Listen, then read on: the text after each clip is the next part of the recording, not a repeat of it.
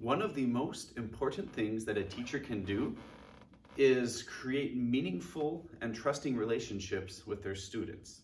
Trust is a big component of a classroom, and students need to be able to have a trusting relationship with their teacher. First, students need to be able to trust that the teacher is competent and knows their material.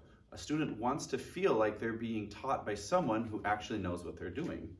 Students also need to trust that the teacher is going to have the best interest for the students in mind. Now, building relationships with your students is not an instant thing that happens. It's a process that takes time and investment by the teacher. One of the ways that teachers can build a trusting relationship with their students is to demonstrate that they are actually interested in students, not just in the classroom, but in their personal lives as well. It's always a really good idea for teachers to take a big interest in the students' personal lives. For example, I'm standing here in my classroom, and this mural behind me was painted by one of my students who was really into art. It also is great for teachers to be excited about the class material that they are presenting, as that really shows competence and lets the students build that trusting relationship with them. Each student has different needs, and they are going to need to have the teacher understand those needs if they're going to succeed. One of the best ways that a teacher can find out the learning needs of their students is by simply asking them. This could be done in a variety of different ways. It could be done through either formal or informal conversations with the student.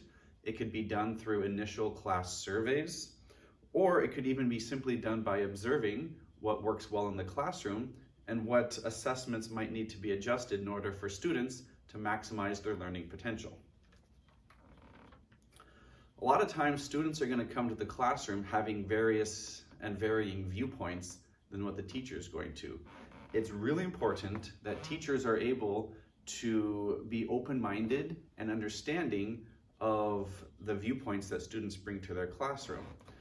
I'm not expecting anyone to 100% agree with all of my viewpoints, and I certainly don't expect to agree with all the viewpoints that my students bring.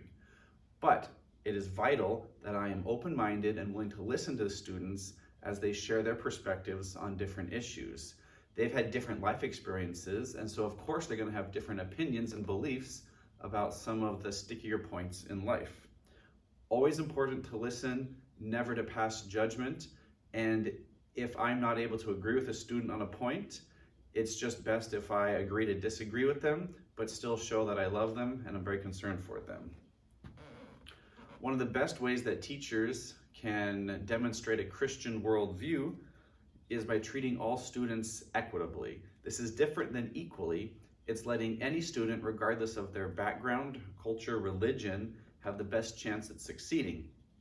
Teachers that are able to err on the side of mercy will also be able to demonstrate some Christian viewpoints and worldviews to their students, whether or not they even talk about Jesus in the classroom.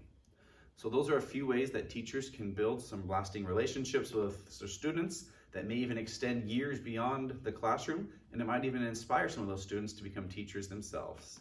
This was Kirk Baker, and thank you for listening.